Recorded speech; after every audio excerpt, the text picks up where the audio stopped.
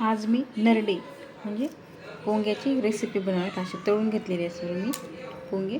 तर आलू उकडून घेतलेला आहे, मस्त असा किसून घेतलेला आहे बारीक करून. तर त्यामध्ये ही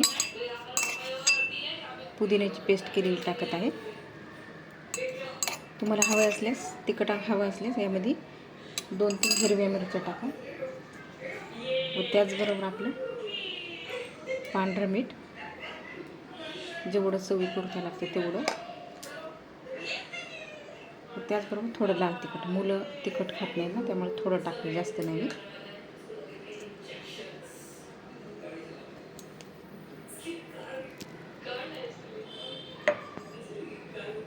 त्याचबरोबर यामध्ये लिंबू पिळायचं आहे.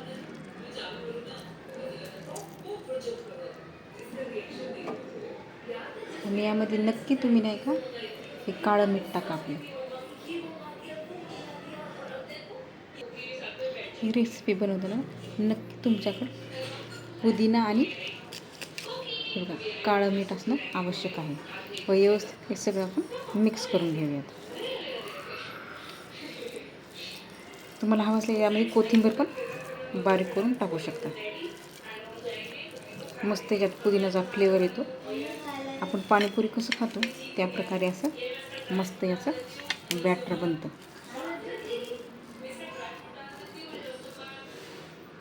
एकदम मस्त पाणीपुरीचा स्मेल येत आहे.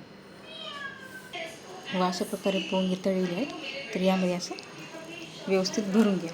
तुम्हाला हवं असल्यास हे 2 भाग कट करून याच्यामध्ये टाकू शकता. अशा प्रकारे याच्यामध्ये टाका. बघा मुलं झटपट मस्त आवडीनं खातील. बघा ही रेसिपी मस्त वास सुटलेला आहे पाणीपुरीसारखा.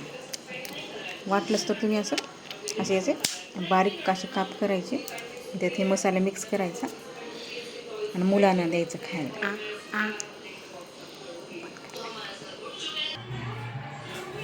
असे बनवलेले आहेत मी. तर ह्याचे तळलेले आहेत. याच्यात थोडं तिखट टाकायचं व त्याचबरोबर आपलं पांढरं मीठ हवं असल्यास त्यामध्ये तर ह्यावर काळं मीठ टाकलेलं आहे. पांढरं व्यवस्थित मिक्स करायचे एखाद्या मुलांना द्यायचे खायला स्नॅक्ससाठी.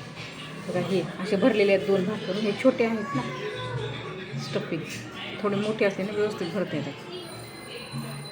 नाही गेल्यास अशा प्रकारे मुलांना असे तोडून द्यायचे, असे गोल भाग करून असं स्टफिंग करून मुलांना खा म्हणे. त्यांना सांगायचं भरून अशात खा म्हणून. फक्त त्यांना आपण असं तोडून द्यायचं नाही, तर त्यांना तोडायला सांगितलं तरी जमते. असं भरायचं आणि खायचं. मुलांना नक्की भारी आवडते. बघा मस्त अशी रेसिपी झालेली आहे. त्याचबरोबर असे डब्यात मस्त एकदा तळून ठेवायचे. 15 दिवस तरी आरामात जातील. व थोडं स्नॅक्स मिळायला असं मुलांना द्यायचे आपण करून.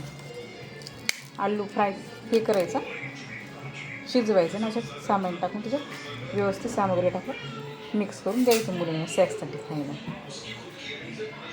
कसा वाटला व्हिडिओ एकदा नक्की तरी तुम्ही तुमच्या मुलांसाठी बनवा. व आवडले असल्यास चॅनलला नक्की लाईक करा, शेअर करा, सबस्क्राईब करा. थँक्यू.